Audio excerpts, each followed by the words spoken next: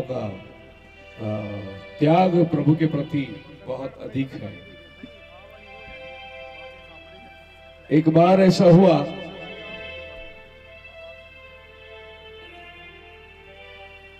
कभी कभी मैं प्रचार करता हूं, लोग बहुत नाराज हो जाते हैं।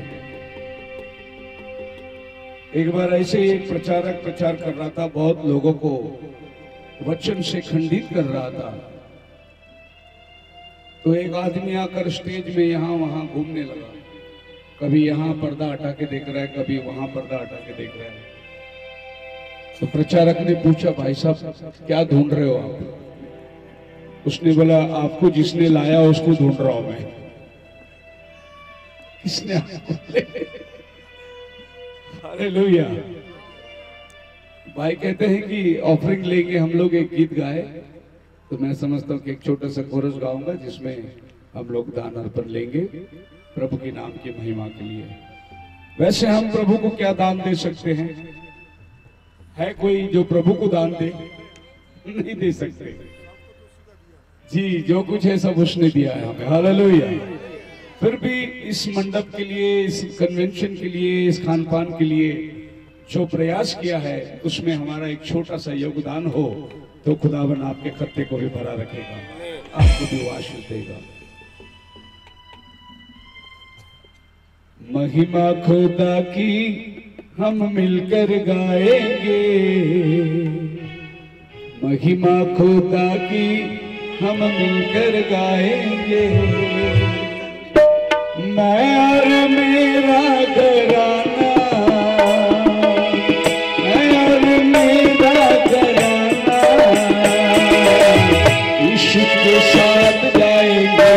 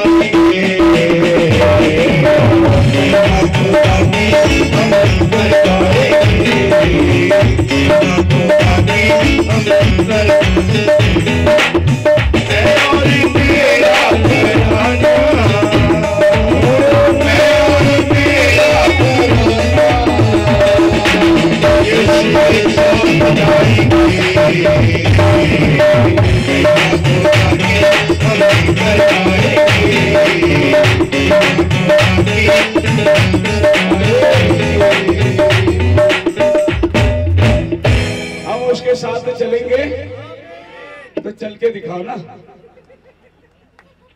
मैं और मेरा घराना, मैं और मेरा घराना,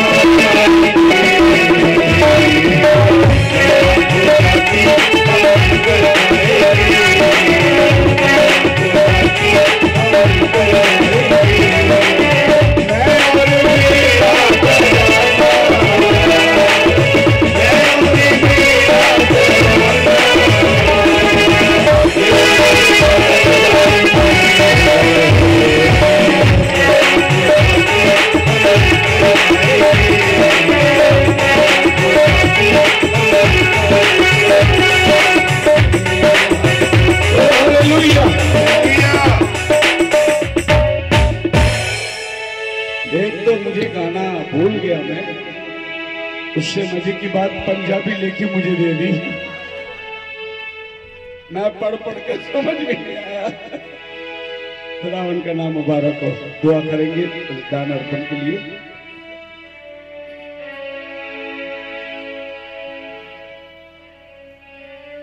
और सब असी प्रार्थना करांगे, अखां बंद करके एमएल जी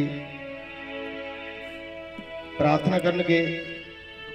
अज के वचन के लिए प्रभु ने लोगों ने जो दान दिता है प्रार्थना करेंगे। जमीन आसमान के मालिक, सारी सृष्टि के करता यहोवा, तेरा बहुत बहुत धन्यवाद अज के वधिया समय लिए खुदावन। साडी जिंदगी विच तू अज की आत्मक रोटी रखी खुदावन। तेरा दास पुलपट ते खड़ा है प्रभु जी, उहदे सज्जे पासे आन के खड़ा हो, अपने आत्मा का मसा दे प्रभु जी। तेरा दास तेरे आत्मा का छाया बोले, क्या तेरे बच्चों ने बच्चियां ने तेरे दिते विचों दिता है प्रभु जी। तेरे कान तो मंजूर होवे, उन्हां खजानियां नूं घरां नूं जरूरतां पूरा करना प्रभु जी। इस सारे पंडाल नूं अपने हत्थां च रख खुदावन। श्रोते बच्चों ते तेरी बड़ी कृपा हो प्रभु। साडी छोटी बेनती सुन कबूल कर। प्रार्थना प्रभु यीशु मसीह दे नाम विच मंगदे हां, आमीन।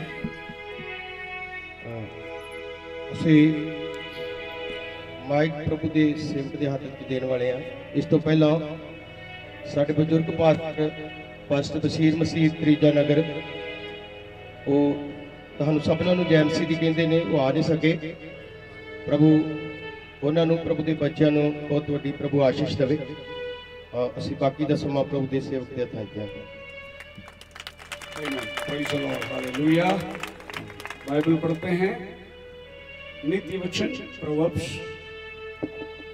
29 अध्याय उसका 18 वचन। Proverbs chapter 29 verse 18। Where there is no vision, the people perish, but he that keepeth the law, happy is he। जहां दर्शन की बात नहीं होती वहां लोग निरंकुश हो जाते हैं। खुदावन आपको आशीष दे। बैठ सकते हैं।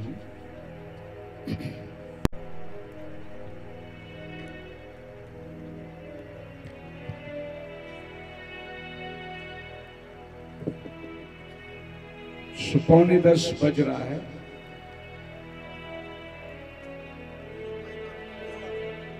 कितना बजे तक प्रचार करूं?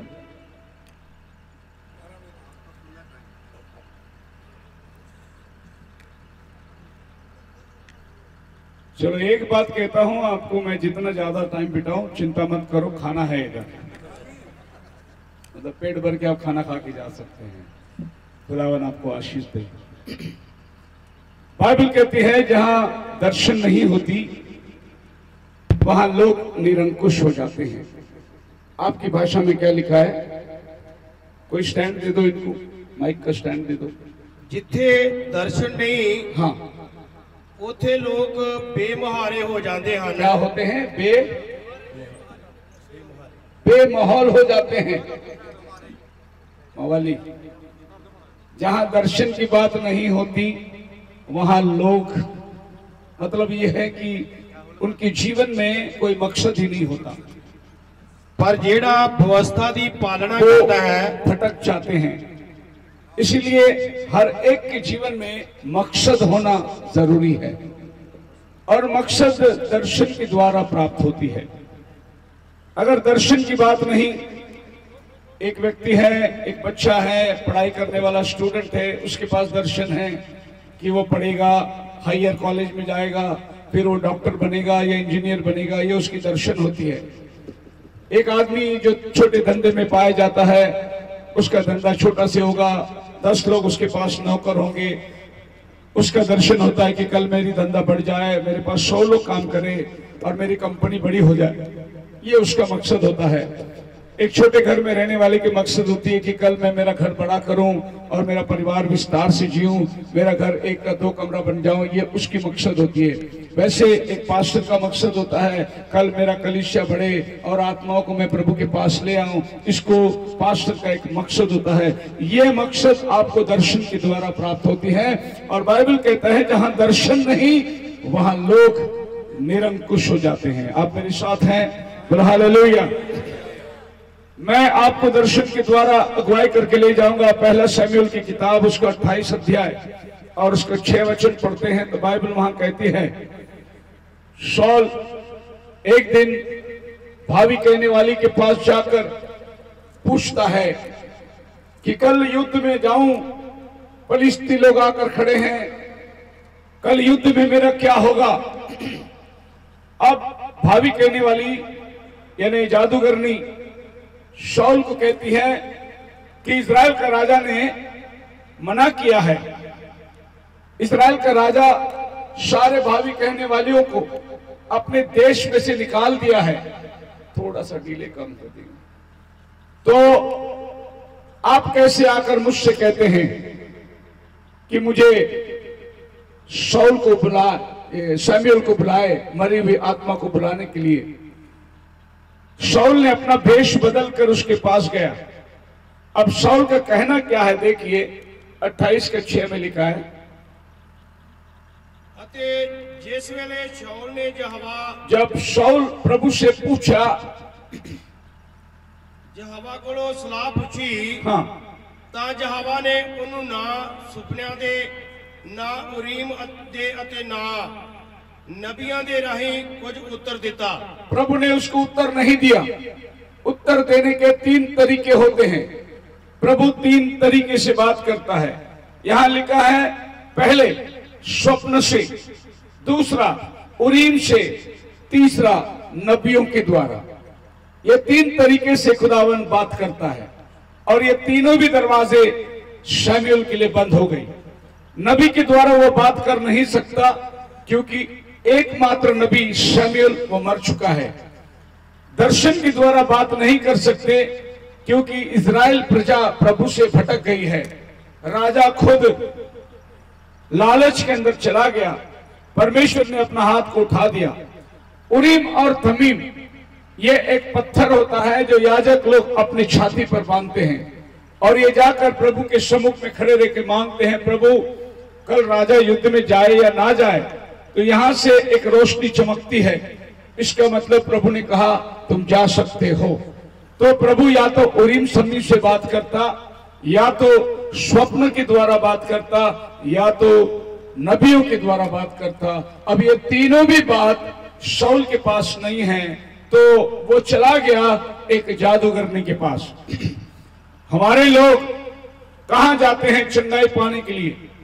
मैंने बहुत सी बार दुष्ट आत्मा से पीड़ित लोगों को देखा कि वो बाबा बुआ के पास जाते हैं भूत निकालने के लिए,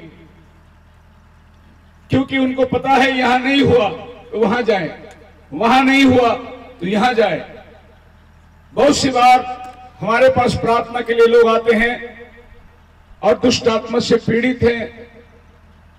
कहते हैं पास्टर जी हम यहां गए थे, हम वहां गए थे, हम वहां गए थे, सब जगह जाकर हम थक गए, लेकिन चंगाई नहीं मिली। मैं कहता हूं और कोई जगह बाकी हो तो जाके आओ, क्योंकि यहां आने के बाद कहीं नहीं जाना। Praise the Lord. यहां आने के बाद तुम कहीं भी नहीं जाना। अगर अभी जाना है तो जाके आ जाओ। तो एक बार ऐसा हुआ कि एक दुष्ट आत्मा से पीड़ित अपनी मां के साथ में बैठी बेटी को लेके आए, बहुत दूर से लेके आए, तकरीबन 400 किलोमीटर दूर से उसको लेकर आए प्रार्थना के लिए।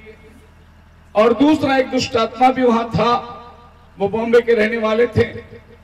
तो मैंने उनसे कहा कि आपको कहीं जाना है तो जाओ, पर एक बार आप प्रभु में आए तो आपको कहीं जाने की जरूरत नहीं है, अगर जाओगे तो पछताओगे। उसकी मां ने कही नहीं नहीं नहीं बाबा हम कहीं नहीं गए, हम कहीं नहीं गए, हम कहीं नहीं जाएंगे, हम पहले भी नहीं गए, अभी भी नहीं जाएंगे। तो ये दूसरा दुष्ट आत्मा जो बैठा था, इस लड़की के अंदर से दुष्ट आत्मा बात करी उससे, क्यों झूठ बोलता है पास्टर से, तू उधर बाबा के पास आई थी ना, मैं भी उधर ही था, नारियल लेके आई थी तू, कौन बोल रहा है? एक दुष्ट आत्मा उस दुष्ट आत्मा को बोल रहा है क्यों पास्टर से झूठ बोलता है, तो वहां आई थी, उधर मैं भी था। और ये दोनों भी आए प्रार्थना में, प्रभु यीशु मसीह के नाम से उस दुष्ट आत्मा वहां उस दिन निकल कर गई। वो दुष्ट आत्मा नहीं थी, उसी लड़की का पिता, उसी लड़की का पिता उसमें आके बैठा हुआ था। वो बात कर रहा है कि मैं बेटी के अंदर आ गया हूं क्योंकि मेरी बेटी, जो मेरे दुश्मन लोग हैं वो मेरे बेटी के ऊपर गलत नजर रखे हैं, तो मेरी बेटी की रक्षा करने के लिए मैं आया हूं। मैंने कहा कि अब तेरी बेटी यीशु के पास आई है। बोले सही जगह आ गया, अभी मैं जा रहा हूं। तो मैं बोला उसको कहां जा रहा है? उसने बोला मैं अधोलोक में जा रहा हूं। कहां जा रहा है? नरक में जा रहा हूं। तो मैंने कहा कि क्यों तुम नरक में जा रहे हो? बोले मेरा उद्धार नहीं हुआ। फिर मैं बोला आपकी बेटी? बोले वो सही जगह आए यीशु मसीह के पास, ये लोग उद्धार पाए, ये स्वर्ग में जाने वाले हैं, लेकिन मेरा दुर्भाग्य है कि मैं नरक में जा रहा हूं। उसकी पाप की क्षमा नहीं हुई। दुष्ट आत्मा के ऐसे ऐसे अलग अलग अनुभव हैं जो कि ये जादूगरनी ने एक मरे हुए नबी को बुलाने के लिए अपनी जादू को इस्तेमाल किया, और मरे हुए शामुएल नीचे से ऊपर आया। जब वो नीचे से ऊपर आया तो शाऊल कहता है वो कैसे दिखता है? भाभी कहने वाली ने बताया कि एक बुजुर्ग आदमी चादर ओढ़े हुए आ रहा है और नीचे से ऊपर आ रहा है। तब शाऊल घुटने के बल आ गया, बोला ये तो शामुएल ही होना चाहिए, और कहा कि उससे पूछ। अब शामुएल ऊपर आते ही शाऊल से कहता है क्यों तूने मुझे नींद से जगाया, क्यों तूने मुझे नींद से जगाया? जब परमेश्वर ने ही तुझे छोड़ दिया है तो हम क्या कर सकते तेरे लिए? खुदा ने तुझे छोड़ दिया है, कल तू ये समय मेरे साथ रहेगा, कल तू ये समय अधोलोक में मेरे साथ रहेगा। तो उसने न्याय बोलकर उस चला गया। शाऊल के पैर गिड़गिड़ाने लगे, नीचे गिर गया, क्योंकि कल ये टाइम वो मरने वाला है, ऐसा नबी ने बोल चला गया। देखो नबी की आत्मा मरने के बाद भी नबूवत करती है। हालेलुया, क्योंकि वो नबी की आत्मा है। हमने अपने नबी के बहुत सारे गवाही सुने हैं।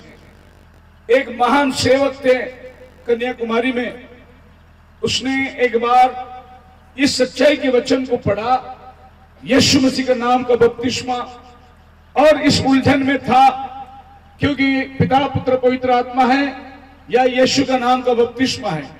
इस उलझन में रहने के समय प्रभु ने उसको एक दर्शन दिया, और वो दर्शन ये था कि एक समंदर के किनारे वो खड़ा हुआ है और एक नाव चली आ रही है वहां से। उस नाव में 12 चेले बैठे हुए हैं, उनमें से पतरस नीचे उतरकर किनारे पर आया और उस सेवक से कहा कि यीशु मसीह का नाम का जो बपतिस्मा है वही सही बपतिस्मा है, हम भी यही देते थे।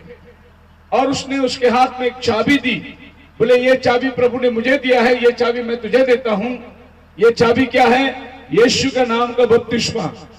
और बोलकर पतरस फिर जाके नाव में बैठकर वो आगे चला गया, नाव चलने लगी। इस आदमी ने चाबी लेकर पीछे मुड़ा तो पीछे एक कोट पहनकर टाई पहनकर एक आदमी खड़ा हुआ है। उस आदमी ने उसको बोला, मैं इस सदी का भविष्यवक्ता था, मैंने भी यही बपतिस्मा दिया, तू भी यही बपतिस्मा देना।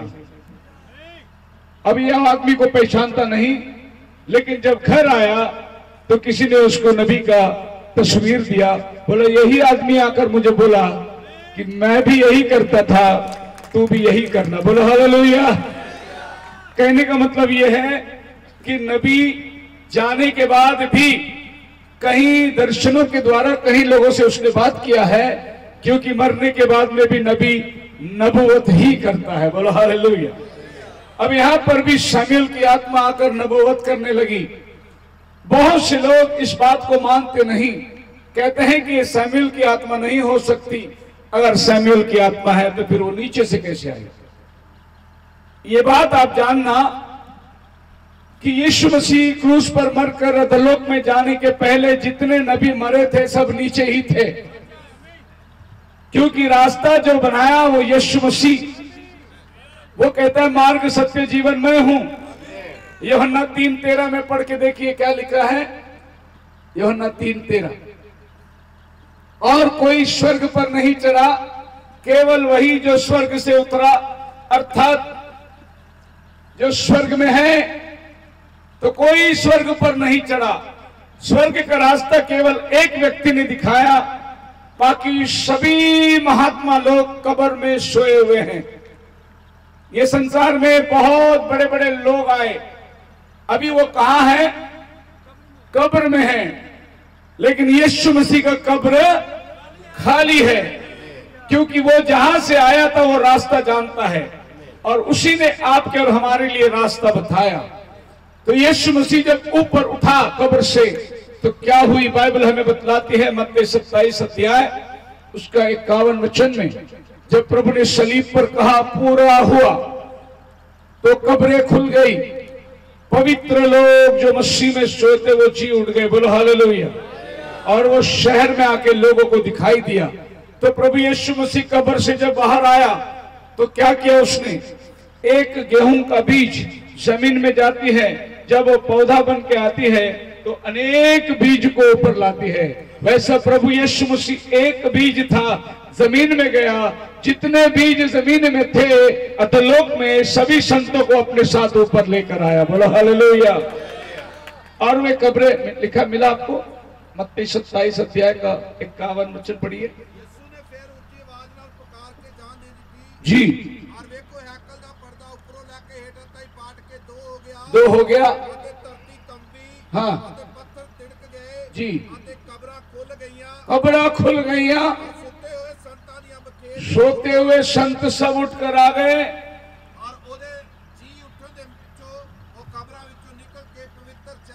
सब संत लोग, आदम से लेकर मलाकी तक जितने संत लोग थे सब नीचे बंद थे। केवल दो व्यक्ति, हनोक जो जीवित उठा लिया गया, एलिया जो जिंदा उठा लिया गया, वरना बाकी जितने मौत में गए वो सब अधोलोक में थे। और ये संत लोग सब उठकर यीशु के साथ आकर शहर में घूमने लगे। बोलो हालेलुया। अब कोई भी संत मरता है वो वहां नहीं जाता, वो अधोलोक में नहीं जाता। अब जो कोई मरता है वो सीधे स्वर्ग लोक में जाता है, अधोलोक में नहीं। क्यों? प्रकाशित वाक्य पहली अध्याय उसका 18 वचन पढ़ के देखिए। प्रकाशित वाक्य 1:18।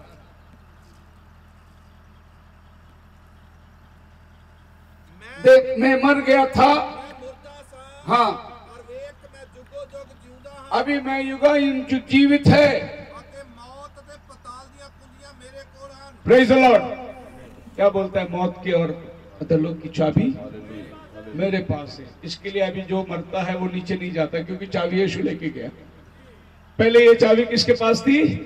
शैतान के पास थी। शैतान क्या? आदम मर गया, बोला आ बंद कर दिया, तू पापी है। अब्राहम मरा, बोला नीचे आ, तू पापी है, बंद कर दिया उसने। याकूब मरा, बोला तू नीचे आ, पापी है तू। लेकिन यीशु मसीह पाप का निवारण किया और नीचे जाकर उन सबको ऊपर ले आया। चाबी उसके पास है और कहता है यूहन्ना को, देख अब चाबी मेरे पास है, मौत की कुंजियां, अधोलोक की कुंजियां मेरे पास है। मैंने कई बार आपको बताया कि यीशु मसीह जब स्वर्ग से उतरा एक चाबी अपने साथ लाया था।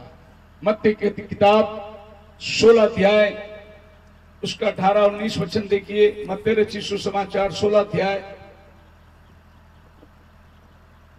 ਅਤੇ ਮੈਂ ਵੀ ਤੈਨੂੰ ਆਖਦਾ ਹਾਂ जी, ਜੋ ਤੂੰ ਪਤਰਸ ਹੈ तो पतरस है ਅਤੇ ਮੈਂ ਇਸ ਪੱਤਰ ਉੱਤੇ जी, ਆਪਣੀ ਕਲੀਸਿਆ ਬਣਾਵਾਂਗਾ जी, ਅਤੇ ਪਤਾਲ ਦੇ ਫਾਟਕਾਂ ਦਾ जी, ਉਹਦੇ ਉੱਤੇ ਕੁਝ ਵਸ ਨਾ ਚੱਲੇਗਾ। जी। ਮੈਂ स्वर्ग ਦੇ ਰਾਜ ਦੀਆਂ मैं स्वर्ग के राज्य की, ਕੁੰਜੀਆਂ ਤੈਨੂੰ ਦਿਆਂਗਾ। स्वर्ग के राज्य की। ਕੁੰਜੀਆਂ देखो यहाँ बैठे आप सभी के जेब में एक कुंजी है, चाबी है नहीं? आपने घर ताला मार के आया होगा, आपकी गाड़ी ताला मार के आए होंगे, आपकी गाड़ी की चाबी हो, सबके पास चाबी है। यहाँ पर चाबी है मतलब ताला है। यीशु मसीह कहते हैं कि मैं तेरे को स्वर्ग की चाबी देता हूं, मतलब ताला लगा हुआ था। प्रभु खोलकर आया नीचे, चाबी पतरस को दिया, स्वर्ग की चाबी तुझे देता हूं, तू जो पृथ्वी में बांधेगा वो स्वर्ग में रहेगा। अब सोचिए, एक पास्टर जिसे मैं बात कर रहा था कि पतरस ने यीशु मसीह के नाम में बपतिस्मा दिया, फिर वो पास्टर ने कहा कि हम पतरस की नहीं मानेंगे, हम यीशु की मानेंगे, क्योंकि मत्ती 28-19 में यीशु ने कहा पिता पुत्र पवित्र आत्मा के नाम से बपतिस्मा दो। तो पतरस ने यीशु मसीह के नाम से बपतिस्मा दिया। बड़ा यीशु है, पतरस नहीं। तो मैं कहता हूं चाबी तो पतरस के पास ही है। चाबी किसके पास है? फिर आपको पतरस से बोलना, भैया जरा दरवाजा खोल स्वर्ग का, चाबी से। पतरस बोलेगा वह ऐसी कोई चाबी नहीं है, यीशु मसीह के नाम में बपतिस्मा ले पाप क्षमा के लिए। यही चाबी प्रभु ने मुझे दिया है पेंतीकोस्त के दिन। पंजाब के पास्टरों को देखकर मुझे कभी कभी दया भी लगता है। मान लो चाबी पास्टर जॉर्ज के हाथ में प्रभु ने दिया होता तो होता क्या? पहले बीरबल नहीं, बल वाला नहीं, खाली बीरबल अंदर आए, बल वाला भी बाद में है नहीं। अगर प्रभु ने पास्टर सैमुअल को चाबी दिया हो तो बोला पहले लोधी नंगल वाले अंदर आए, बाकी वाले बाद में आए, पहले हमारे मेंबर लोग को अंदर ले लो। प्रभु ने पतरस को दे दी ताकि जो कोई पतरस के वचन पर विश्वास करे उनके लिए दरवाजा खुला हुआ है। हालेलुया। तो आज आप और हम उसी विश्वास पर चलते हैं जो प्रभु ने एक बार संतों को दिया था। विश्वास बार बार नहीं उतर के आई। यहूदा की किताब पढ़िए, उसकी पहली अध्याय का 3 वचन में बाइबल कहती है विश्वास एक बार संतों को दिया था। संतों कौन है? संत लोग जिनको प्रभु यीशु मसीह ने अपना शिष्य करके चुना। वो संत लोगों को एक ही बार विश्वास दिया गया था। पढ़िए। हे प्यारिਓ, हाँ ਪਿਆਰਿਓ, ਜਦੋਂ ਸਾਡੀ ਸਾਂਝੀ ਮੁਕਤੀ ਦੇ ਵਿਖੇ हाँ ਮੈਂ ਤੁਹਾਨੂੰ ਲਿਖਣ ਦੀ ਬਹੁਤ ਚਾਹ ਕਰਦਾ ਸਾਂ, ਹਾਂ। ਤਾਂ ਮੈਂ ਤੁਹਾਨੂੰ ਲਿਖ ਕੇ ਤਕੀਦ ਕਰਨੀ ਜ਼ਰੂਰੀ ਜਾਣੀ जी, ਭਈ ਤੁਸੀਂ ਉਸ ਨਿਸ਼ਚਾ ਦੇ ਲਈ ਹਾਂ। ਜਿਹੜੀ ਇੱਕੋ ਹੀ ਵਾਰ एक ही बार, ਸੰਤਾਂ ਨੂੰ ਸੌਂਪੀ गई सी जतन करो। एक ही बार संतों को सौंपा गया उसी विश्वास का जतन करो।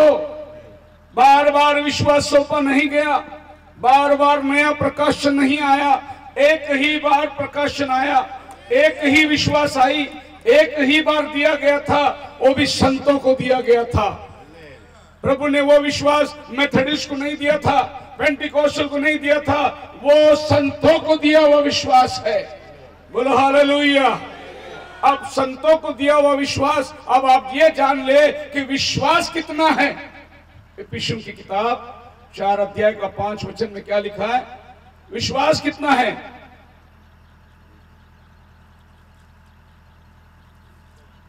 पढ़िए पढ़िए, तेजी से पढ़िए। एक ही विश्वास, ਇੱਕੋ ਪ੍ਰਭु, एक प्रभु, ਇੱਕੋ ਨਿਹਚਾ, हाँ ਇੱਕੋ ਬਪਤਿਸਮਾ ਹੈ, हाँ ਇੱਕੋ ਪਰਮੇਸ਼ਰ जी। ਅਤੇ ਪਿਤਾ ਸਭਨਾ ਦਾ ਹੈ। कितना विश्वास है? ਜਿਹੜਾ ਸਭਨਾਂ ਦੇ ਉੱਤੇ विश्वास कितना है? हालेलुया। देखिए एक ही विश्वास है और एक ही बार वो विश्वास दिया गया था, बार बार विश्वास नहीं दिया गया था। लेकिन आज हम लोग क्या देखते हैं, इस कलीसिया का विश्वास कुछ और है, उस कलीसिया का विश्वास कुछ और है। हर एक डिनोमिनेशन का अपना अलग विश्वास है। पूछते हैं तुम कैसे बपतिस्मा देते हो? बोले तो हम तो 3 नाम लेके बपतिस्मा देते हैं। तुम कैसे बपतिस्मा देते हो? हम तो पानी छिड़क कर ही दे देते हैं। अभी तुम कैसे बपतिस्मा देते हो? बोले हम 3 बार आगे डुबाते हैं। तीसरे को तुम कैसे हम 3 बार पीछे डुबाते हैं। एक और है, भाई तुम कैसे बपतिस्मा? बोला हम आगे नहीं पीछे नहीं, हम सीधे डुबाते हैं। कितने बपतिस्मा के तरीके हैं। रोमन कैथोलिक के पास जाए तो बोले हम तो बचपन में ही दे देते हैं उसको, बाद में जितना पाप करे करने तो क्षमा तो पहले हमने दे दिया उसको। बपतिस्मा मरकुस की किताब 16 अध्याय के 16 वचन में क्या लिखा है? जो विश्वास करे और बपतिस्मा ले उसी का उद्धार होगा। हालेलुया। अब ये बालक को बपतिस्मा दे रहे हैं, क्या विश्वास करता है बालक? बालक को विश्वास के बारे में क्या मालूमात है? दे दिए बालक को भी बपतिस्मा। कोई लोग तो शादी के लिए बपतिस्मा लेते हैं, क्योंकि लड़की बिलीवर ग्रुप में है। तो पास्टर जी ने बोला नहीं नहीं भाई, उसको यीशु के नाम में बपतिस्मा लेना पड़ेगा, तब हम शादी पढ़ेंगे। अरे मैं कहता हूं शादी के लिए बपतिस्मा क्या, वो मुसलमान भी बनेगा। बपतिस्मा की क्या सफर है? ऐसे को तुम बपतिस्मा मत दो, शादी लगा के छोड़ दो, बाद में देखेंगे क्या होता है। लेकिन अगर आपने इस काम के लिए बपतिस्मा दिया, वो खाली शादी के लिए बपतिस्मा लिया, उद्धार के लिए बपतिस्मा नहीं लिया, ऐसा सूखा पापी गीला होके बाहर आया, ये कदाचित स्वर्ग में नहीं जाएगा। बोलो हालेलुया। आप मेरे साथ हैं? तो मसीह में मेरे प्रिय लोगों, परमेश्वर उरीम और थमीम से बात नहीं की, नबियों के द्वारा बात नहीं की, दर्शन के द्वारा बात नहीं की, इसलिए आदमी जादूगरनी के पास गया। और आज यही हालात सभी कलीसियों की दशा है। परमेश्वर बात नहीं कर रहा है, इसीलिए हर एक आदमी अपने तौर तरीके से काम करना शुरू कर दिया है। अलग अलग तरीके से उसने अपनाया है, अपने तौर तरीके उसने चर्च के कानून में लगा दिया। इसीलिए आज संसार के अंदर 35,000 भिन्न भिन्न संस्थाएं हैं। कितने? गूगल में डालो कितना संस्था है दुनिया में, देखो 35,000 संस्था है। बाइबल कितना है? ये एक बाइबल को 35,000 संस्था की क्या जरूरत है? मैं बताता हूं इसका वजह क्या है। इन वचनों को लिखने वाला अनपढ़ गवार थे, पवित्र आत्मा से भरकर ये वचन को लिखे। अब ये वचन को पढ़ने के लिए आदमी 14 साल बाइबल कॉलेज में जाता है। यही गड़बड़ है, यही गड़बड़ है आज। अगर वो आदमी घुटने में जाकर वो पवित्र आत्मा जिसने बाइबल लिखा है उससे मांगता, तो पवित्र आत्मा उसको प्रकाशन देता। तो फिर ये बाइबल आप और हम नहीं समझ सकते जब तक पवित्र आत्मा तुम्हें नहीं समझाएगा। पढ़िए यूहन्ना की किताब, उसकी 14 अध्याय का 26 वचन में लिखा है, पवित्र आत्मा आएगा और तुम्हें सारे सच्चाई पर अगुवाई करेगा। पर सहायक अर्थात पवित्र आत्मा जिन्हों पिता मेरे नाम उत्ते घलेगा जी, सो तुहानू सबो कुछ सिखलाएगा। वो तुम्हें सब कुछ सिखाएगा। कौन सिखाएगा तुम्हें? पवित्र आत्मा। पवित्र आत्मा सिखाएगा। बोलो हालेलुया। हालेलुया। मुझे कभी कभी लोग पूछते, पास्टर जी आप कौन सा थियोलॉजी किए हैं? मैं कहता हूं मैं थियोलॉजी नहीं, मैं नियोलॉजी किया हूं। कौन सा? इसको बोलते हैं नियोलॉजी। इसमें जो जाएगा पवित्र आत्मा उसको सिखाएगा। कॉलेज में जाएगा वो सर सिखाएंगे, प्रोफेसर सिखाएंगे तुम्हें, और वो तुम्हें वो बातें नहीं सिखाएंगे जो पवित्र आत्मा सिखाती है। हालेलुया। एक बार ऐसा हुआ, पादरी साहब जा रहे थे नाव में दूसरे गांव में सुसमाचार सुनाने के लिए। नाव चलाने वाले को देखा, बेचारा बदन में उसके कपड़े भी नहीं थे, नाव चला रहा था बड़ी कठिनाई से। और पादरी साहब ने उसको पूछा, देखो भाई तू कुछ जानता है थियोलॉजी के बारे में? उसने कहा नहीं। बोले मैंने थियोलॉजिकल किया हूं। तो उस नाव चलाने वाले से कहा, तेरे तो रुपया का चारणा बेकार है तेरी जिंदगी में। दूसरा आगे चलते चलते फिर पादरी साहब ने पूछा, अच्छा तुझे मालूम है एस्ट्रोलॉजी क्या है? नाव वाला बोला, साहब क्या एस्ट्रोलॉजी, यहाँ से नाव लेता हूँ वहां छोड़ता हूँ, चौबन्नी मिलती है, गुजारा हो जाता है, ये एस्ट्रोलॉजी के बारे में मुझे कुछ मालूम नहीं है। पादरी साहब ने बोला, रुपया का अट्ठाना तेरा जिंदगी बेकार हो गया। और थोड़ा आगे चला गया, फिर उसने पादरी साहब के दिमाग में आई, वो और भी कुछ पढ़ाई किया था, तो उसने बोला साइकोलॉजी जानता है तू? साइकोलॉजी। और नाव चलाने वाले ने बोला, पादरी साहब मुझे कुछ नहीं, ये लॉजी मालूम है, मेहरबानी करे, मैं तो गरीब रहा यहाँ का। तो पादरी साहब ने बोला, रुपया का 12 आना तेरा जिंदगी बेकार हो गया। इतने में तूफान आई, समुद्र के लाटे उठने, नदी की लाटे उठने लगी। और पादरी साहब बोला, ये क्या हो रहा है? बोले साहब आपने सोमियोलॉजी किया क्या? पादरी साहब बोला, ये तो मैं किया नहीं। बोला, तेरी तो पूरी जिंदगी डूबी, मैं जा रहा हूं, मेरा चारणा बच गया, मैं जा रहा हूं किनारे पे। अब तेरा तो पूरा जिंदगी गया, तूने सब कुछ किया, लेकिन अभी जो चाहिए वो तेरे पास नहीं है। सोमियोलॉजी आज क्या चाहिए कलीसिया को? प्रभु यीशु मसीह ने कहा पवित्र आत्मा आएगा, वो तुम्हें अगुवाई करेगा। आज कलीसिया को पवित्र आत्मा का बपतिस्मा चाहिए, जो आपको रैप्चर में लेके जाएगा। पिता हमारे ऊपर, पिता हमारे साथ जब परमेश्वर देहधारी होकर आया, इम्मानुएल बनकर, और उसने उस शरीर को क्रूस पर मारा, स्वर्गवास हुआ और पवित्र आत्मा को भेजा। परमेश्वर हमारे अंदर, वो हमारे साथ था। पुराना नियम में वो हमारे ऊपर बादलों के स्तून में, अग्निस्तंभ में मंडराता था।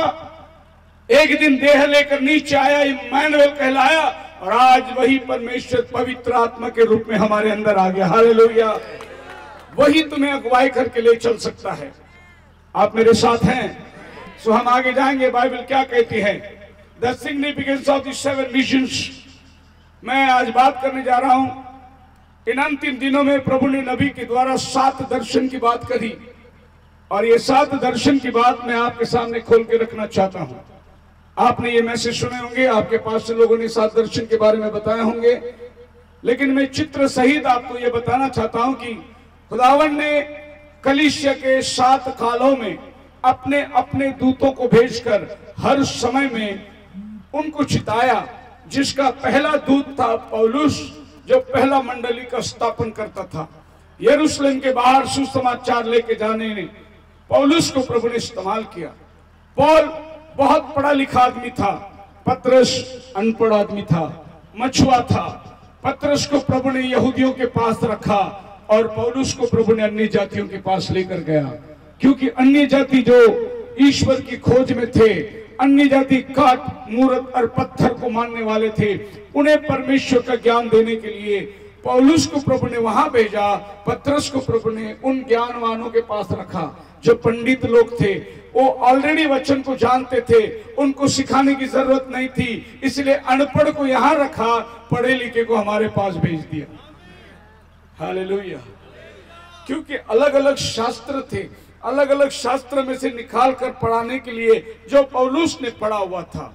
ध्यान से सुनिए, मैं आपसे क्या बताना चाहता हूं।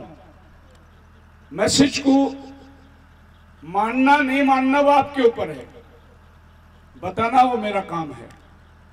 सुन के ले लो, यू आर फ्री। इस मैसेज को यहीं छोड़कर जाने के लिए आप खुला है, कोई बंदिश नहीं है। मतलब यह है कि तो आप आए हैं तो मानना ही होगा, ऐसा कुछ भी नहीं है।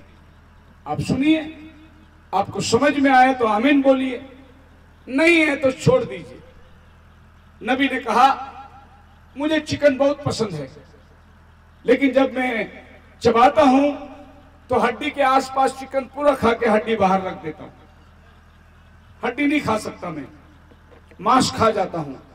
वैसे आज आप भी मैसेज खाने के टाइम हड्डी लगे तो बाजू रख दो, लेकिन मांस तो खा जाओ जो समझ में आए।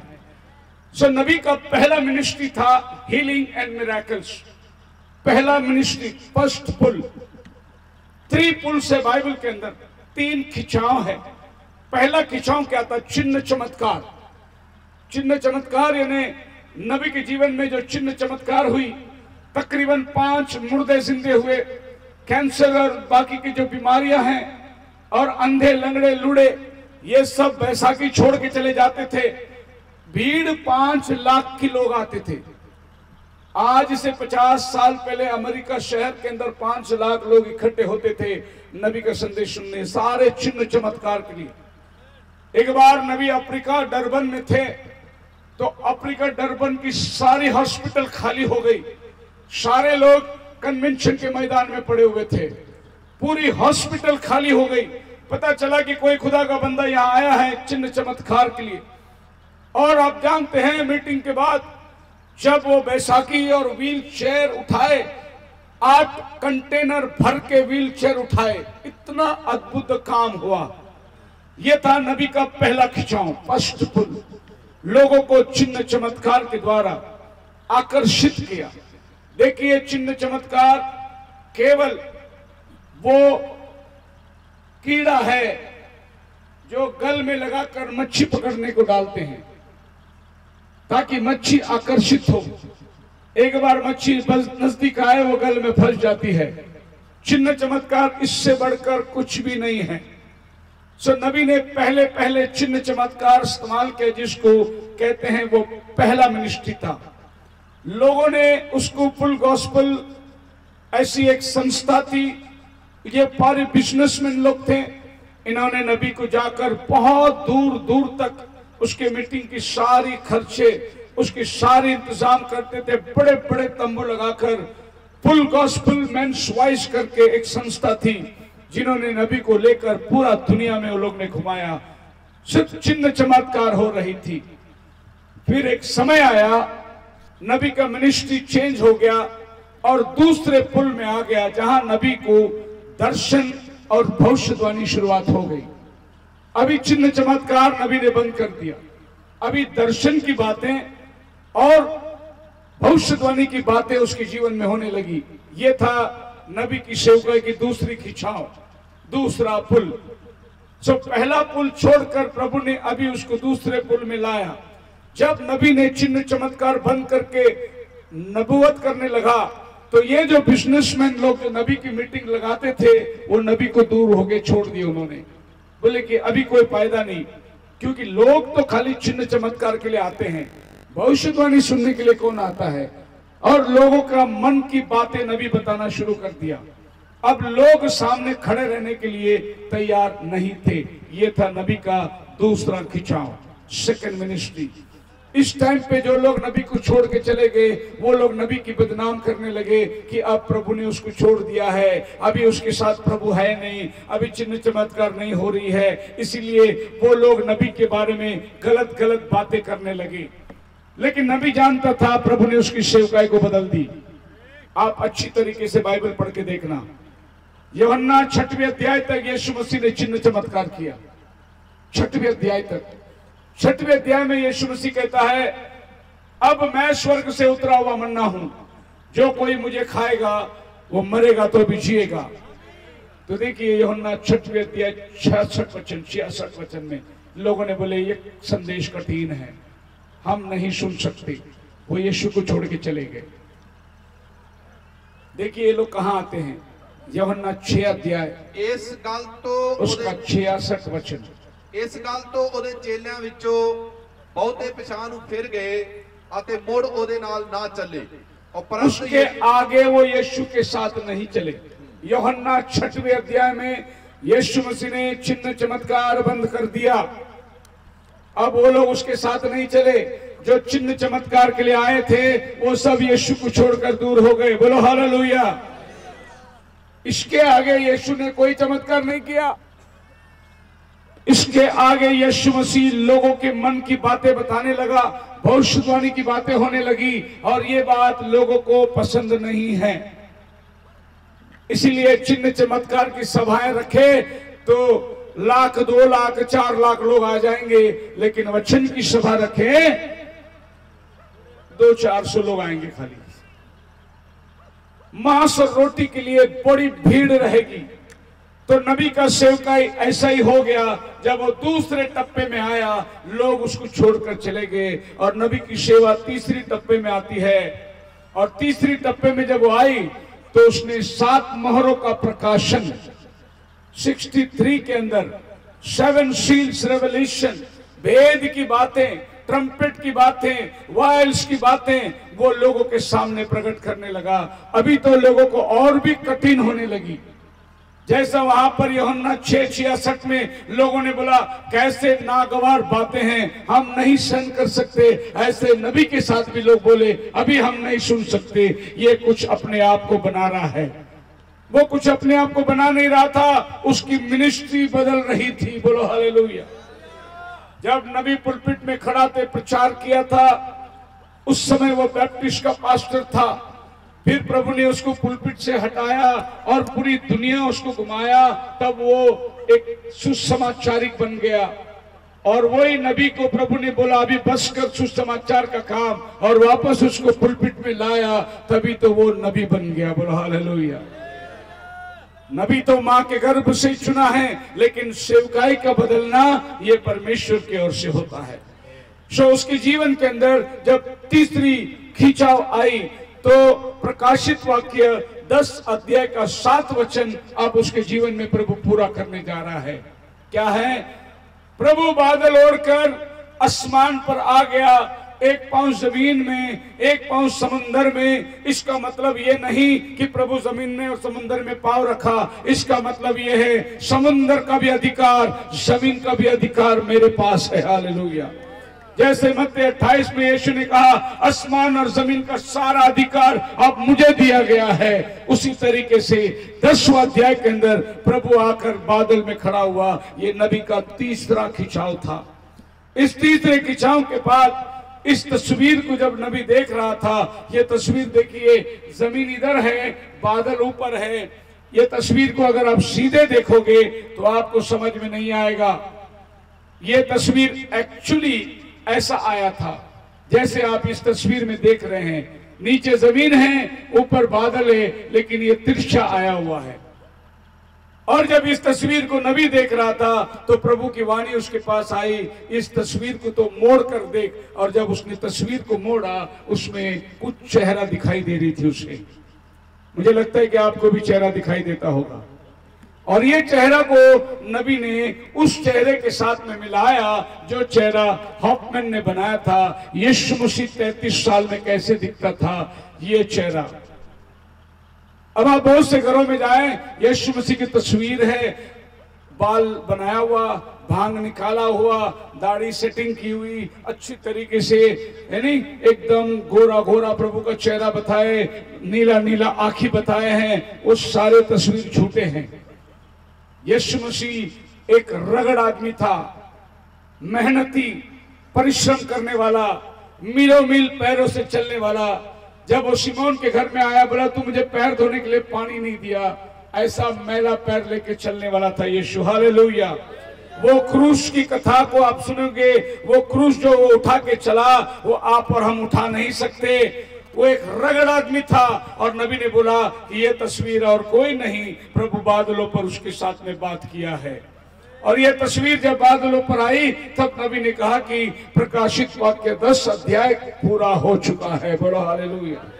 ये नबी के तीसरे खिंचाव के अंदर चली आई। उसके बाद प्रभु ने उसको जो 7 दर्शन दिए, वो 7 दर्शन की बातें उसके जीवन में पूरा हुआ। ये दर्शन प्रभु ने 1933 में दिया था, लेकिन इसके पूर्ण होने के लिए वो इंतजार कर रहा था। और प्रभु उस समय में, ठीक समय में, जब लौदीसिया काल पूर्णता के अंदर आती हैं, उस समय उसने ये भविष्यवाणी की बातों को लोगों के सामने रखा। और सबसे पहला दर्शन उसने देखा कि एक नाम आदमी मुसोलिनी इथियोपिया में उठकर खड़ा हुआ है और बहुत बुराई लोगों के ऊपर अत्याचार कर रहा है। ऐसी एक घटना को उसने देखा और ये आदमी और कोई नहीं, ये मुसोलिनी था। इसके आने के पहले नबी ने दर्शन देखा कि ऐसा एक क्रूर आदमी उठने वाला है जो कम्युनिस्ट के राज्य को लेकर सत्ता को बिगाड़ने वाला और सारी दुनिया को अपने मुट्ठी में लाने के प्रयास करने वाला। ये 7 दर्शन में पहला दर्शन मुसोलिनी का था। उसके बाद नबी को दूसरा दर्शन में उसने क्या देखा? ऑस्ट्रियन ने एडोल्फ हिटलर नाम का एक आदमी जो जर्मनी में खड़ा होकर पूरी दुनिया को अपनी मुट्ठी में करने की कोशिश करेगा। और ये आदमी और कोई नहीं था, जर्मनी का चलाने वाला बादशाह हिटलर। ये उस समय के अंदर जो दूसरे विश्व युद्ध में इसका सबसे बड़ा हाथ था। नबी ने इसको दर्शन में पहले ही देख लिया था। ये था उसका दूसरा दर्शन। अब ये आदमी इतना क्रूर था कि ये यहूदियों को मारने के चक्कर में था। ये यहूदियों से वो पूछना मांगता था कि तुमने वो संदूक की वाचा किधर रखा है, क्योंकि इसको दुनिया के ऊपर राज्य करना है। और ये आदमी अच्छे से जानता था कि संदूक की वाचा एक ऐसी पेटी है जिसको कंधे पर लेकर घूमे तो जेरिको गिर जाता है नीचे। जिस पेटी को लेकर नदी पर पांव रखे यॉर्दान दुभाग हो जाता है। तो ये सोचा अगर ये पेटी मुझे मिल जाए तो मैं पूरी दुनिया के ऊपर राज्य करूंगा। उसने यहूदियों को मारा, बोला किधर रखा है? यहूदियों को क्या मालूम था, वो तो 2000 साल पहले प्रभु ने पेटी छुपा के रखा है। इसकी खोज उसकी तरफ में थी। और आपको मालूम हो ना हो, आज बहुत से लोग इसके सिखाए हुए कदमों पर चलने की प्रयास कर रहे हैं। एक आदमी 80 साल के दरमियान जिसको उसी के देश में फांसी दिया गया, उसका नाम था सद्दाम हुसैन। वो भी इसी के कदमों में चलने की कोशिश कर रहा था। ये एक ऐसा क्रूर आदमी था, किसी के ऊपर भरोसा नहीं करता। उसके सेक्रेटरी को भी गोली मार देता अगर उसको शक आ जाती। अब नबी ने बोला कि यह आदमी के बाद एक और घटना होगी। वो था तीसरा दर्शन, और वो दर्शन ये था फेसिज्म, नाजीज्म, कम्युनिज्म, ये 3 चीज उठेगी। फेसिज्म यानी जो लोग पक्षपात करने वाले, नाजीज्म जो नाजी लोग हिटलर, कम्युनिज्म जो चीन और ये जो कम्युनिस्ट कंट्री है, ये सब इज्म उठने वाला है। और पहला विश्व युद्ध, दूसरा विश्व युद्ध के अंदर आप देख सकते हैं यही लोग शामिल होकर पूरी दुनिया को लड़ाई में डाल दिए थे। अब नबी कहता है watch Russia, keep your eye on the king of the north. प्रभु नबी के द्वारा 1933 में कहा, आज 2022 है। प्रभु ने 1933 में कहा रशिया को देख। किसको देख? आज सब लोग देख रहे हैं कि नहीं रशिया को? क्या कर रहा है रशिया? क्यों रशिया यूक्रेन के ऊपर हमला कर रहा है? आपको मालूम हो ना हो, यूक्रेन का प्रेसिडेंट यहूदी है। कौन है? उसको बड़ा खुन्नस है यहूदियों से। वो उस प्रेसिडेंट जो यूक्रेन को चला रहा है वो एक यहूदी आदमी बैठा हुआ है। और ये हिटलर का भी नजारा यहूदियों के ऊपर था, सारे कम्युनिस्ट का नजारा यहूदियों के ऊपर। आज सारे मुस्लिम देश का नजर भी इस्राएल यहूदियों के ऊपर है। सो आज जो रशिया उठ के आ गया, आप इसको अचंभित करके मत लेना। 1933 में नबी ने अपने दर्शन में बता दिया कि ये आने वाला है बड़ा भयंकर रूप से। अब ये तीसरी दर्शन की बातें जो इटाली के मुसोलिनी, जर्मनी का एडोल्फ हिटलर और रशिया का कम्युनिस्ट लेनिन, इनके द्वारा नबी का ये दर्शन जो तीसरा है पूरा हो रहा है।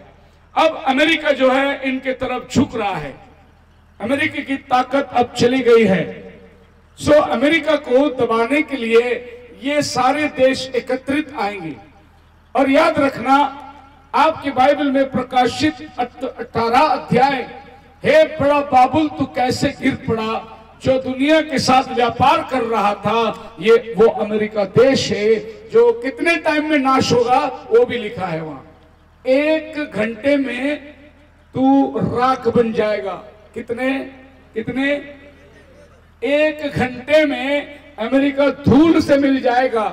ऐसी ताकत आने वाली है जिसका एक छोटा सा नमूना हम अभी देख रहे हैं। ये सब बाइबल की बातें हैं, बोलो हालेलुया। आप एज़ेकिएल की किताब 38 और 39 अध्याय दोनों भी घर पे जाके पढ़िए। ये जितनी देश आज लड़ाई में शामिल हो रही है उसका सबका नाम उधर लिखा हुआ है। दुनिया में सबसे प्यारा पुस्तक ये कल की बात बताती है, कल की भविष्यवाणी, कल क्या होने वाला है, बाइबल आपको सिखाती है। बाकी सारी किताब इतिहास बताती है। चौथा दर्शन, नबी ने देखा कि साइंस जो है वो बहुत बढ़ गया है और दूसरे विश्व युद्ध के बाद साइंस को एक बड़ा घटना, और ये टाइम पे नबी देखता है कि एक कार अंडे के माफिक रोड पे घूम रही है बिना ड्राइवर का। रिमोट कंट्रोल से ये कार चल रही है और ये नबी का चौथा दर्शन था। अब आप देखिए कार का रूप जो है धीरे धीरे अंडे का आकार में आ गई है रोड पर। अभी हमारे यहां तो ये कार नहीं आई, लेकिन जापान और ऐसे देशों में आप कार में बैठिए, आप चिप डालिए, वो कार अपने आप शुरू होगा, आपको अपने मुक्काम में जाके पहुंचा देगा। कोई ड्राइवर की जरूरत नहीं, कोई एक्सीडेंट नहीं होगा। सामने देखकर गाड़ी अपने आप सेंसर पकड़कर चलते चली जाएगी। और ये अंडे का कार बिना ड्राइवर का नबी ने देखा। अभी आया है हमारे देश में अंडे का कार, लेकिन अभी ड्राइवर चला रहा है, लेकिन बिना ड्राइवर का ये गाड़ी ऑलरेडी आ चुकी है। ये नबी का चौथा दर्शन। कितने लोग मेरे साथ है, बोलो हालेलुया। अब ये गाड़ी आकर रोड पर कब्जा करेगी। अब आदमी को ड्राइवर की जरूरत नहीं, अभी चिप में सब कुछ चलने वाला है। जैसे कि अभी कोरोना काल आ गया, वायरस के दरमियान आपको अभी वैक्सीनेशन करना है और अभी चिप निकल गया है जो बाकी के देशों में लग चुका है कि वो चिप आपको लगाएंगे, फिर आपको एटीएम कार्ड और आपका क्रेडिट कार्ड भी वापरने की जरूरत नहीं। आप मशीन के सामने खड़े हो जाएंगे, मशीन आपका चिप को पढ़ लेगा और आपका सारा व्यवहार आपो आप होते चला जाएगा। आदमी को इतना आसान करने का ये तरीका आ चुका है। ये चिप आपके दाहिने हाथ में लगेगा, आपके माथे पे लगेगा। ऑलमोस्ट बहुत सारे कंट्री ने ये चिप लगाना चालू कर दिया है, कंपनियों ने चिप लगाना चालू कर दिया है। एक समय था आके रजिस्टर में साइन करना पड़ता था, फिर एक समय आया मशीन में अंगूठा लगा के अंदर जाना पड़ता था। अभी आप जाकर खड़ा रहो, दरवाजा अपने आप खुलता है, आपको सेंसर कर लेता है। वो आप मेरे साथ है, हालेलुया। अब इसके बाद दर्शन की बातें और भी आगे बढ़ते चली जा रही हैं। पांचवा दर्शन, नबी ने देखा कि औरतें सिगरेट पी रही हैं, बाल कटी हुई, शराब पी रही हैं, कम कपड़े पहने हैं, मेकअप ज्यादा हो गया है, नग्नता जो है वो प्रदर्शन कर रही है। जितना कम कपड़ा पहना उतना हीरोइन फेमस होने लगी है। अभी जितना कम कपड़े पहने उतने हीरोइन का भाव बढ़ गया है। अभी नग्नता सारे दिशा में आप चली आएगी। अब नबी का ये पांचवा दर्शन जो है क्रूर औरतों के बारे में, जो कि आज सिगरेट और दारू ये सब उनके लिए सामान्य हो चुका है। आप तो गांव में रहते हैं, लेकिन आप बॉम्बे जैसे शहर में रहोगे तो कॉल सेंटर चलता है, और कॉल सेंटर इतना बुरा हो गया है, जवान जवान बच्चे, लड़कियां आपको सब ग्रुप में खड़े रह के सिगरेट पीते, चाय पीते हुए दिखाई देंगे हर चौराहे में। बॉम्बे में आप किधर भी जाओ, कॉल सेंटर के लोग इतने बिगड़ गए हैं, इतना नग्न कपड़ा पहनने लगे। अब फैशन के रूप में लोग ऐसे उतर कर आ गए हैं, अपना बदन का प्रदर्शन करना। देखिए, ये घटना आज से 50 साल पहले नहीं थी। मैं प्रभु का धन्यवाद देता हूं कि आप गांव के लोग सच ढंग कर अपने बदन को कवर किए हुए, लेकिन आप अगर शहरों में चले जाएंगे तो आपको नग्नता बहुत ज्यादा दिखाई देगा। आप मेरे साथ है। ये नबी ने कभी बताया 1900 हम 2022 में हैं। इतना एक बुरा समय पृथ्वी में आने वाला है। एक और चीज नबी ने बताया कि होमोसेक्स इतना ज्यादा बढ़ जाएगा, LGBT, लेस्बियन, गाय मैरिज, पुरुष पुरुष के साथ शादी करेगा, स्त्री स्त्री के साथ शादी करेगी। और ये घटना आज इतनी बढ़ चुकी है कि हमारा भारत देश ने भी, हाई कोर्ट ने परमिशन दे दिया कि अब इंडिया में भी तुम ये काम कर सकते हो, जो कि ये काम केवल विदेशों में चलती थी। सो होमोसेक्स जो है बड़े प्रचलित रूप में, बड़े खुले आम में लोगों को नजर आने वाला है। हालेलुया। अब इतनी अश्लीलता जमाने के अंदर दिखाई देगी कि आपको हो ना हो यकीन, चर्चों के अंदर अब इनको लीगलाइज करके पादरी साहब शादी लगा रहे हैं इनके। अभी ऑस्ट्रेलिया में एक बिशप ने एक बिशप के साथ शादी कर दिया, दोनों चर्च चला रहे हैं। इनके मेंबर्स लोग बहुत खुश हैं कि पुरुष पुरुष मिलके पति पत्नी का काम करके वो लोग चर्च भी चला रहे हैं। अब ये नग्नता कहां आ गई? चर्च में आ गई। और बाइबल कहता है न्याय परमेश्वर के घर से ही शुरू होने वाला है। हालेलुया। तो इतनी बुरी दृष्टि जो हमने कभी सोचा नहीं, हमारे जमाने में ये बात नहीं थी। मैं तो ज्यादा बुजुर्ग नहीं, यहां तो हमसे भी बुजुर्ग लोग बैठे हुए हैं, लेकिन ये दोनों जमाने के बीच में हमने इस बात का अनुभव किया। हमने वो भी जमाना देखा और हम ये भी देख रहे हैं जो आधुनिक है, और वो भी देखे जो एकदम सांसारिक थी और लोग संस्कृति को मान रहे थे। परंतु आज एकदम खुले आम से लोग बाहर निकलकर खड़े हुए। ये नबी का दर्शन था, 5वां।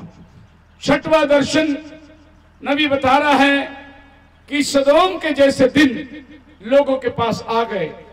अमेरिका की सुप्रीम कोर्ट ने नेशन वाइड लीगलाइज कर दिया।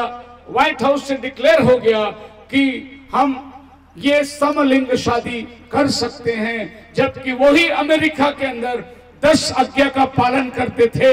लेकिन आज उन्होंने व्हाइट हाउस से बाइबल निकाल दिया, जहां से हमारा नबी खड़े रहकर प्रचार किया था। उस अमेरिका शहर ने बोले सभी स्कूल से आप बाइबल निकाल दो, सभी हॉस्पिटल से बाइबल निकाल दो, क्योंकि बाइबल की बातों पर अब वो चल नहीं सकते। और यही वो अमेरिका देश है जिसको नबी कहता है वेश्या। हर कोई पाप की शुरुआत इस अड्डे से होता है, और ये नबी का दर्शनों में से एक दर्शन है।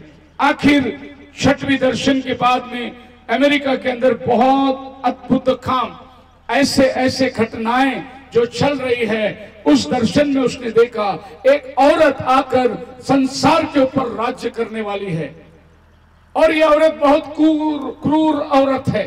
ये उसका 6वां दर्शन था। और नबी कहता है हो सकता है कि एक औरत होगी, या तो फिर ऐसा भी हो सकता है कोई कलीसिया होगी जो बाइबल में औरत का उपमा देती है। सो अमेरिका का स्टैच्यू ऑफ लिबर्टी जो आप देखते हैं, एक औरत खड़ी हुई है अमेरिका के अंतर में। ये स्टैच्यू ये बता रहा है स्त्रियों का अधिकार को महत्वपूर्ण दोगे। और पिछले कुछ दिनों में आप जान सकते हैं हमारे हिंदुस्तान की एक औरत अमेरिका की वाइस प्रेसिडेंट बन गई, और उसने जो कपड़ा पहनकर शपथ खाई वो बैंजनी कपड़ा जो नबी ने देखा था कि वो बैंजनी कपड़ा पहना हुआ औरत। अब हो सकती है ये औरत, या तो फिर हो सकती है कोई कलीसिया जो इस घटनाओं को लेकर आएगी। अब ये 6वें दर्शन के बाद नबी ने 7वां दर्शन देखा, और ये 7वां दर्शन बहुत ही भयानक था। बोला कि एक बहुत बड़ा धमाका हुआ, और वो पीछे मुड़ के देखता है तो अमेरिका जो है सब धूल में उड़ गया है। एक बहुत बड़ा धमाका, अमेरिका के अंदर से धूल निकल रहा है। और नबी ने कहा कि मैं कुछ नहीं, केवल टूटे हुए इमारतों को, बिल्डिंगों को और धुएं को देख रहा है इस अमेरिका शहर के अंदर से निकलने वाला। आज अमेरिका ने बोला हम तो सुपर पावर है, विलियम ब्रनम झूठा आदमी है, लेकिन ये घटना आप बहुत ही थोड़े समय में देखने जा रहे हैं। बोलो हालेलुया। लोगों ने बोला ये नबी हमारे देश के खिलाफ बात कर रहा है, इसके लिए उसको बाहर निकालो, उसका संदेश को मत मानो। लेकिन उसने कहा कोई भी भविष्यवक्ता अपने मुल्क में मान नहीं पाता, उसको बाहर जाना पड़ता है। प्रभु का धन्यवाद हो, इस पंजाब में उसका संदेश आ गया। लेकिन जहां वो पैदा हुआ वहां से टुकराया गया। आप मेरे साथ हैं? इसके दौरान अमेरिका के अंदर एक दर्शन उसने देखी। बोली कैलिफोर्निया शहर पानी में डूब रहा है, जमीन के अंदर धंसते जा रहा है। कैलिफोर्निया शहर जो लॉस एंजलिस कहलाता है। लॉस एंजलिस का मतलब स्वर्गदूतों का शहर। नबी ने कहा ए कैलिफोर्निया, तू कैसे समुद्र के अंदर धंस रहा है। और आज नासा का साइंटिस्ट ने उसको माप के देखा कि कैसे समुद्र के अंदर कैलिफोर्निया शहर नीचे नीचे नीचे चला जा रहा है। रोज ब रोज एक एक इंच नीचे चला जा रहा है। इसी तस्वीर को लेकर शैतान ने भी एक सिनेमा बनाया। लॉस एंजलिस कैसे पानी में डूब रहा है उसने चित्र के रूप में बताया है। यह घटना जो भविष्यवक्ता ने कहा हमारे आंखों के सामने वैसी की वैसी हो रही है। आप यकीन करो, एक दिन भाई ब्रैनम अपने बेटे बिली पॉल के साथ उस समुद्र के किनारे खड़ा रहा और कहा बेटा, जब तेरे सर के बाल पक जाएंगे यहां शार्क मच्छी घूमता हुआ तुझे नजर आएगा। शार्क मछली मतलब मालूम है ना, जो इंसानों को खाती है बड़ी बड़ी, वो किनारे में घूमता हुआ तुझे नजर आएगा जब तेरा बाल पक जाए। और आज भाई ब्रैनम का बेटा अभी 80 साल का हो चुका है, उसके बाल सफेद हो गए और आज रोज अखबारों में आ रहा है कि शार्क मच्छी किनारे में आके घूम रही है। ये लोग शार्क मच्छी को उठाकर हेलीकॉप्टर से समुद्र में जाके छोड़ के आते हैं, वो वापस किनारे में आ जाता है। सारे शार्क मच्छी किनारे में क्यों घूम रहे हैं? क्योंकि ये शहर जब डूबेगा इन मछलियों को खाने के लिए बहुत मांस मिलने वाला है। सब मछलियों को प्रभु ने किनारे में भेज दिया है। आप मेरे साथ है? ये घटनाएं जो 1933 में दी गई थी, आज 1922 में हम ये सब अपने आंखों के सामने पूरा होते हुए देख रहे हैं। अंत में नबी का ये 7वां दर्शन पूर्ण हो चुका है। एक घटना बाकी है, अमेरिका का उड़ाया जाना। बस एक ही दर्शन बाकी है। एंड टाइम मैसेज वालों, नबी का संदेश मानने वालों, आप किधर हो?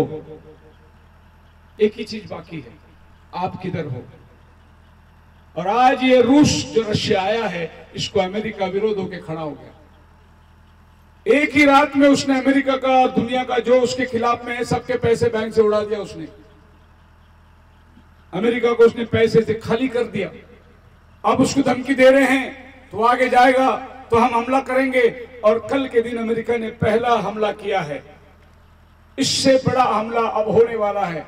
पर याद रखिए, अमेरिका की कुछ नहीं चलेगी, क्योंकि नबी ने कहा कि वो धमाके में जाने वाला है, लेकिन उससे पहले रैप्चर होने वाला है। Hallelujah, hallelujah. अगली बार पंजाब में कन्वेंशन हो ना हो मुझे नहीं मालूम, पर मैं ये कहता हूं अगर उसके पहले रैप्चर हो तो हम वहां मिलेंगे। Praise the Lord. कितने लोग तैयार है?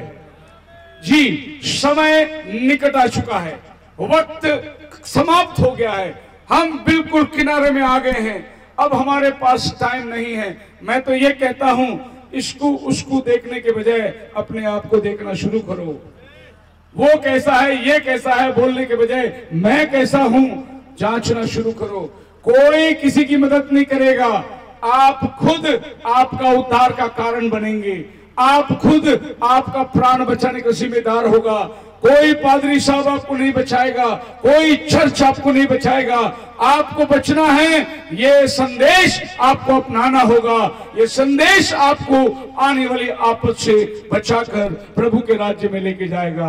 अंत में एक बात बोलकर बंद करना चाहता हूं, क्योंकि आपने बहुत ज्यादा समय गाने में ले लिया, मेरे पास टाइम कम है और मैं नहीं चाहता कि आपको ज्यादा समय रखूं। पढ़िए लूक का किताब 21 अध्याय उसका 28 वचन।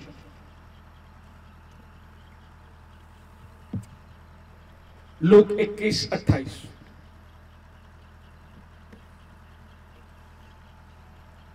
जी, and when these things begin to come to pass, जब ये घटनाएं होती रहेगी, ਹਾਂ ਹੋਣ ਲੱਗਣਗੀਆਂ ਤਾਂ ਉਤਾਂ ਵੇਖੋ ਅਤੇ ਆਪਣੇ ਸਿਰ ਚੁੱਕੋ, ਇਸ ਲਈ ਜੋ ਤੁਹਾਡਾ निस्तारा नेड़े आया है। समझ में आया? जब ये घटनाएं होती देखोगे तो अपना सर ऊपर करो, अपना हाथ उठाओ और तैयार हो जाओ। खुदावन आपको आशीष दे।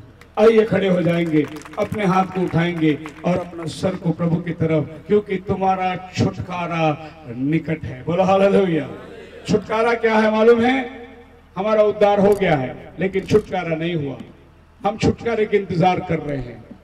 छुटकारा क्या है? जब आदम के बगीचे में आदम ने पाप किया, उस समय में क्या हुई? आदम का उद्धार कराया प्रभु ने। एक मेमने को काटकर उसका खून देकर आदम का उद्धार कराया, लेकिन आदम का छुटकारा नहीं हुआ।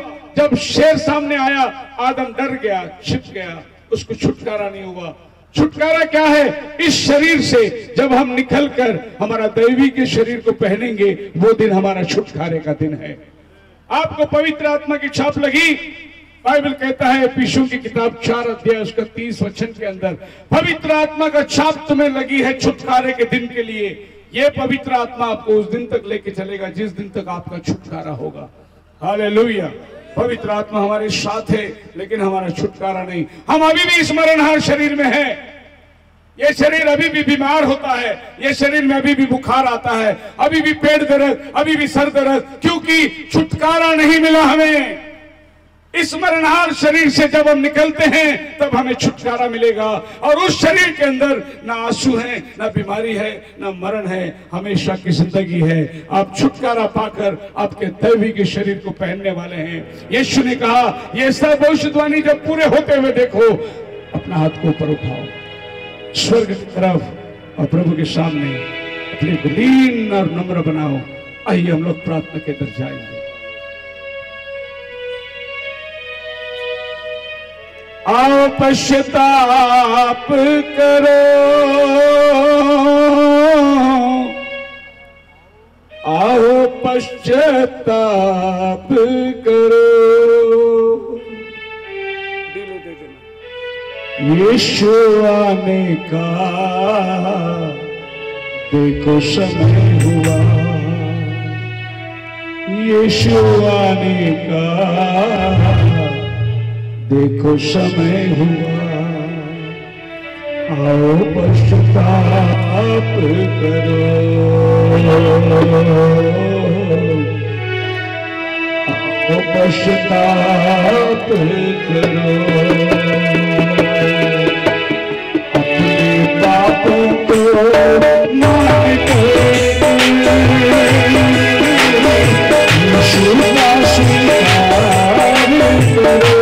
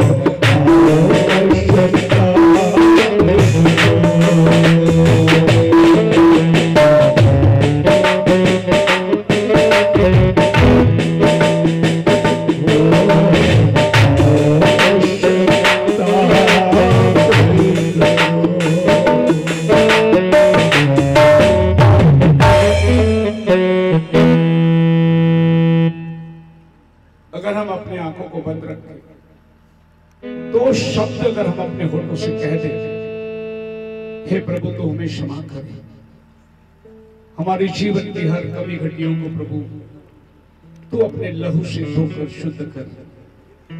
अगर आपकी आंखों से 2 बूंद आंसू निकल जाए तो तुम्हारा उद्धार का एक रास्ता खुल जाएगा।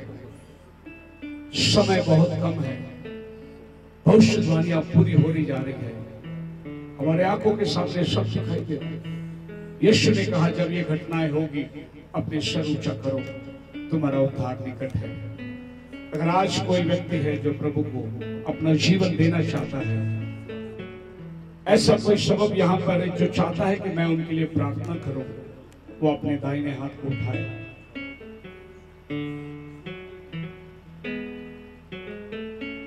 यीशु आने का देखो समय हुआ, आओ पश्चाताप करो, आओ पश्चाताप करो, अपने पापों को मान कर यीशु का स्वीकार करो। प्रभु इन हाथों को देख जो कह रहे हैं, प्रभु मैं तुझे कबूल करता हूँ, मेरे गुनाहों को माफ कर, मुझे एक नई जिंदगी तू दे दे प्रभु। इन प्रार्थनाओं को हम तेरे चरणों में लाते हैं। तूने निश्चित आज शाम हमसे बातें किया, सबको आशीष कर, क्षमा कर प्रभु हमारे कमी घटियों को, हमारे कमजोरियों को प्रभु तो ना देख, हमारी भलाई की तरफ भी तेरी नजर हो प्रभु। हम मनुष्य प्रभु कमी घटिया, सर के बाल से पैर के नखून तक हम कमजोरियों से भरे हुए हैं प्रभु। अपने पवित्र आत्मा को तो भेज ताकि हम खुदावन पाकर पवित्र बन जाए, तेरे सम्मुख में एक निजी प्रजा कहलाए, ऐसी अनुग्रह दया कर। धन्यवाद देते हैं उस नबी के लिए जिसने हमारे दिनों की भविष्यवाणी कर दी है। अब हम देखते हैं वो सारी दर्शन बात पूरी हो चुकी है, समय आ गया प्रभु तेरा आने का। यहाँ उपस्थित हर एक को तो स्पर्श कर प्रभु, यदि कोई बीमार है यीशु के नाम में दूर हो जाए प्रभु। इस पंडाल से बाहर जाने के पहले उसके जीवन में अद्भुत काम दिखाई दे प्रभु। आप महिमा करो, तुझको देते हैं प्रार्थना यीशु मसीह के नाम में मांगते, सुन और कबूल कर। आमीन। Hallelujah, hallelujah.